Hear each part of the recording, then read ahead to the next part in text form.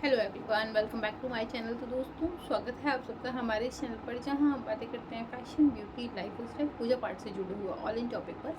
और मैं आपके साथ शेयर करती हूँ अपनी लाइफ का एक्सपीरियंस। तो दोस्तों, हरे कृष्णा, राधे राधे। कैसे हैं आप सब? आशा करती हूँ आप सभी लोग अच्छे होंगे। मैं भी बिल्कुल ठीक हूँ।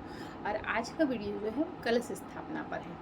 कलश स्थापना हमने करके दिखाई है। आप उस वीडियो को चेक कर लीजिएगा, आपको वहाँ से सारा आइडिया हो जाएगा कि हाँ, हमें कैसे कैसे क्या क्या करना है। प्रैक्टिकली मैंने चूँकि करके दिखाया है, यहाँ मैं आपको बोल के बता देती हूँ कि आपको कैसे कैसे क्या करना है और किन चीज़ों का ध्यान रखना है। तो सबसे पहले, आप कोई भी पूजा करें, कोई भी पाठ करें, कोई भी जप करें, कोई भी तप करें, मेक श्योर कर लें कि हाँ, आप ये कर रहे हैं, आप इस कार्य को निभा पाएंगे। अगर आपको लगता है कि हाँ, हम निभा लेंगे, तो ज़रूर करें।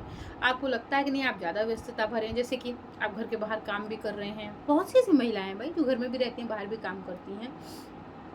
तो फिर देखिए, इतनी सारी चीज़ें एक साथ देख पाना बड़ा मुश्किल होता है। और गृहस्थ आश्रम में थोड़ा और ज़्यादा मुश्किल होता है, क्योंकि गृहस्थ आश्रम में पूजा पाठ एक जिम्मेदारी नहीं है, और भी जिम्मेदारियां होती हैं। रिश्तेदारों की जिम्मेदारियां होती हैं, पारिवारिक जिम्मेदारियां होती हैं, घरेलू जिम्मेदारियां होती हैं, बच्चों की जिम्मेदारियां होती हैं, पति की भी होती हैं। और अगर पति हैं तो उनके ऊपर भी यही जिम्मेदारियां होती हैं। तो उनको देख के तभी करें। तो कलश स्थापना की कुछ विशेष नियम नवरात्र स्पेशल में आपको बता देती हूँ, और विशेष विधि बता देती हूँ। सबसे पहले, आप जब कलश स्थापना करें तो ध्यान रखें कि लोहे का, स्टील का और प्लास्टिक का, इन कलशों की स्थापना नहीं की जाती है। किन कलश की स्थापना मैं बता देती हूँ। मिट्टी का कर सकते हैं, चांदी का कर सकते हैं, सोने का कर सकते हैं, तांबे का कर सकते हैं, पीतल का कर सकते हैं, अष्ट धातु का कर सकते हैं। इन 6 प्रकार के कलश की स्थापना आप कर सकते हैं। लेकिन लोहा, स्टील और प्लास्टिक और एल्युमिनियम, इनकी स्थापना नहीं करते हैं। ये पूजा में वर्जित माने जाते हैं। ठीक है। तो सबसे शुद्ध तो मिट्टी का है, सबसे सस्ता भी वही है। बहुत सारे लोगों ने, दीदी सोने चांदी का कहाँ आता है? अरे नहीं आता, मैं वो नहीं कह रही। आप चाहें तो कर सकते हैं, अगर आप करना चाहें तो कर सकते हैं। धातु की कलश की स्थापना होती है, मैं ये बता रही हूँ। कलश स्थापना की विधि बहुत सिंपल सी है। सबसे पहले, जैसे कि नवरात्रि प्रतिपदा हमें स्थापित होता है, और इसके बाद पूरे 9 दिन रखते हैं। किसी के 8 दिन रखा जाता है, किसी के 9 दिन रखा जाता है। ठीक है। तो आप दैनिक कार्यों से निवृत्त हो लें, मन को शुद्ध करें, विचारों को शुद्ध करें। मंदिर में जो भी स्थान है जहाँ आप पूजा पाठ शुरू करना चाह रहे हैं, वहाँ पर चूँकि सर्वप्रथम कलश की स्थापना ही होती है, सो आप मंदिर की साफ सफाई कर लें, एक चौकी लगा लें। स्थान का आप पहले ही तैयार सुनिश्चित कर लें कि हाँ, हमें इस स्थान पर जो है वो अपने 9 दिन का जो भी कार्य है वो करना है, जो भी हमें पूजा पाठ है वो यहीं करनी है। तो इसको पहले आप निश्चित कर लें। तो सबसे पहले एक छोटा सा अष्टदल कमल बना लें। किसी कारणवश आप अष्टदल कमल बनाने में सक्षम नहीं हैं, नहीं बना पा रहे हैं, तो आप सादा चावल रखकर और अच्छे से स्थापित करके कलश की स्थापना उस पर करें। कुछ लोग जौ के अंदर कलश की स्थापना करते हैं, जौ वाली प्लेट रहती है, उसी के अंदर कलश की स्थापना करते हैं। आप करना चाहे कर सकते हैं, उसमें भी कोई समस्या नहीं है। तो उसके लिए क्या करें, आप पहले जौ बो लीजिए, उसके बाद कलश रख के फिर पूजा करिएगा, है ना। तो ये किया जाता है। तो आपने अष्टदल कमल बनाया, कलश रख दिया। सादा कलश नहीं रखते हैं। कलश को सदैव हम पहले कुमकुम मन से जो है वो स्वास्तिक बनाते हैं, ओम लिखते हैं, वहाँ पे टीका और कुमकुम का जो है टीका लगाते हैं। आप चारों तरफ स्वास्तिक बना सकते हैं, आप 2 तरफ स्वास्तिक बना के 2 तरफ ओम बना सकते हैं। जय माता दी भी लिख सकते हैं, जैसा आपको ठीक लगे, आप अपनी सुविधा के अनुसार कर सकते हैं। स्वास्तिक बनाने के बाद आप कलश का जो कहते हैं गला माना जाता है, जैसे हम पकड़ते हैं, वहाँ पे कलावे को हम 3 बार लपेटते हैं। ठीक है। भगवान का, ईश्वर को ध्यान में रखते हुए हम वहाँ ईश्वर का नाम लेके 3 बार हम उन्हें कलावे के गले, जो गला है मटके का, उसमें हम कलावा लपेटते हैं, माला पहनाते हैं, और फिर हम कलश को रख देते हैं। जल गंगा जल मिक्स करके डालते हैं। ठीक है। 2 लौंग, सुपारी, इलायची, हल्दी, बताशा और पान का पत्ता, 1 रुपए का सिक्का, थोड़ा सा फूल, और कुछ लोग कच्चा दूध भी डालते हैं।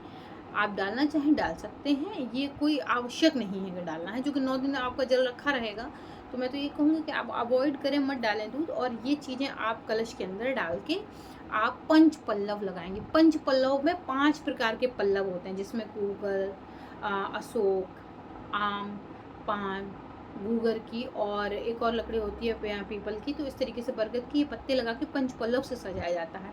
किसी कारणवश पंच पल्लव उपलब्ध नहीं है, आप कोई एक वृक्ष का पल्लव लगा सकते हैं, जैसे कि हमने आम का लगा दिया। अब आम की टहनी को हमने पानी के अंदर डाल दिया और कोशिश करके मोटी टहनी लें, पुरानी टहनी लेंगे तो आपके पत्ते नहीं सूखेंगे। कुछ लोग पत्तों पे घी लगा देते हैं, तो वो लगाने की ज़रूरत नहीं है। टहनी मोटी लेंगे ना तो ऑटोमेटिक ही नहीं सूखेगा। तो आप उनको डाल दें। अच्छा, जो आप पंचपल्लव लगा रहे हैं उनको भी अच्छे से सजा लें। चंदन, कुमकुम, रोरी से जो है वो हर पत्ते पे आप टीप दें, हर पत्ते पे आप जो है टीका लगा दें। और उसके बाद आप एक कटोरी में चावल या गेहूँ भर के रख दें। सुनिश्चित करें कि कहीं आपकी कटोरी में अत्यधिक चावल ना हो और अत्यधिक गेहूं ना हो, क्योंकि फिर आप नारियल रखेंगे, अगर ज़्यादा रहेगा तो नारियल गिर जाएगा, नारियल गिरेगा तो कलश हिलेगा और कलश खंडित हो जाएगा। तो एक बार जब कलश की स्थापना हम करते हैं तो कलश को हिलाया नहीं जाता, ठीक ना। तो एक कटोरी में आप चावल ले लें या गेहूँ ले लें और उस कटोरी को भी आप चारों तरफ चंदन कुमकुम लगा के अच्छे से टीप दें।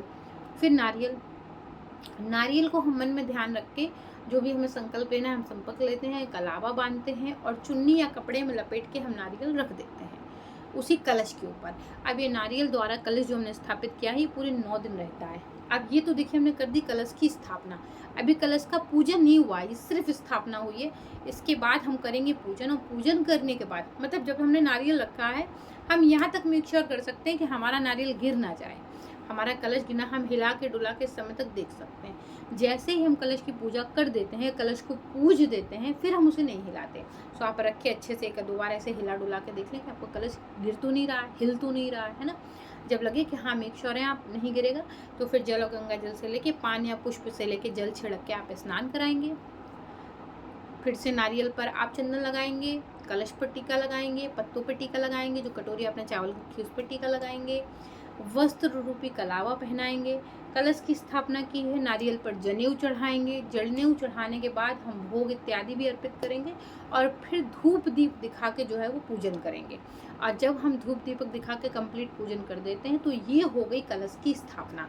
और जब कलश की स्थापना हमने एक बार कर दी फिर कलश को नहीं हिलाते। अच्छा, नारियल कैसा रखना है उसको समझ लें। कुछ लोग नारियल को मुख नीचे कर देते हैं और ऊपर को ऐसे कर देते हैं, ऐसा नारियल नहीं रखा जाता। नवरात्र में हम नारियल के मुख का पूजन करते हैं, कहते हैं नारियल में श्री देवी का वास माना जाता है। तो जो पूंछ रहती है ऐसे निकली रहती है वहीं पर मुख होता है नारियल का, तो वो मुख हम हमेशा अपनी तरफ रखते हैं। तो उनको रखकर नारियल को ऐसे रख रहे हैं, मुख अपनी तरफ रहे और वो देवी जी की तरफ रहे, फिर उनका आप पूजन करें। इस तरीके का नारियल उत्तर भारत में कलश पर इसी तरीके का नारियल रखा जाता है। अलग अलग जगह अलग अलग तरीके से नारियल रखने की विधि, जैसे दक्षिण भारत में दूसरी तरीके से रखा जाता है, उत्तर भारत में दूसरी तरीके से रखा जाता है। तो ये विशेष सही माना जाता है कि आप मुख अपनी तरफ रखें तो साक्षात देवी के आप दर्शन करते हैं। अच्छा, आपने रख दिया, अब आपकी कलश की स्थापना हो गई। अब किन चीज़ों का आप ध्यान रखें कि आपका कलश जो है वो नहीं गिरेगा। कुछ लोग मुझसे कहते हैं कि दीदी हमने कलश में पानी भर के रखा था, हमारे कलश का पानी सूख गया, मिट्टी के कलश का। तो मिट्टी क्या होती है, क्योंकि उसमें मिट्टी के बर्तन में हवा लगती है तो नमी में चला जाता है। दूसरा ये कि जब आप मिट्टी के कलश को स्थापित करें तो कलश आप 2 दिन पहले खरीद कर पानी में डूब के रख दें। वो पानी में डूबा रहेगा तो उसको जितना पानी मैक्सिमम टू मैक्सिमम पीना होगा वो पी लेगा, तो आपके कलश का पानी सूखेगा नहीं। ये एक चीज़ ध्यान रखें। दूसरी चीज़ ये कि जब आप मिट्टी के कलश को आप स्थापित कर रहे हैं तो 1-2 दिन आप उसमें पानी में डाल के रखें और फिर उसे निकाल के पानी भर के एक साइड रख दें, ताकि आपको पता चल जाए कि कहीं कलश में लीक तो नहीं है। पता चला कभी कभी हल्का सा चक्का हो तो पानी सारा निकल गया, तो ये चीज़ देख लीजिएगा। अगर आपके पास पीतल का कलश है तो उससे अच्छी तो कोई बात ही नहीं, आप उसी को स्थापित कर दे तो उसमें पानी ना सूखेगा और ना लीक करेगा। ये चीज़ कुछ लोग मेरे पास कमेंट करते हैं कि दीदी हम लोग जो कलश पर नारियल रखते हैं उसको फोड़ देता है। नहीं, कलश पर रखा हुआ नारियल कभी नहीं फोड़ा जाता। अगर हम ये कर रहे हैं तो ये निश्चित रूप से गलत है। आप किसी ब्राह्मण देवता से पूछ लीजिए, अगर कोई थोड़ा सा भी जानकार होगा तो आपसे ये कह ही नहीं सकता कि हाँ कलश पर रखा नारियल फोड़ दीजिए।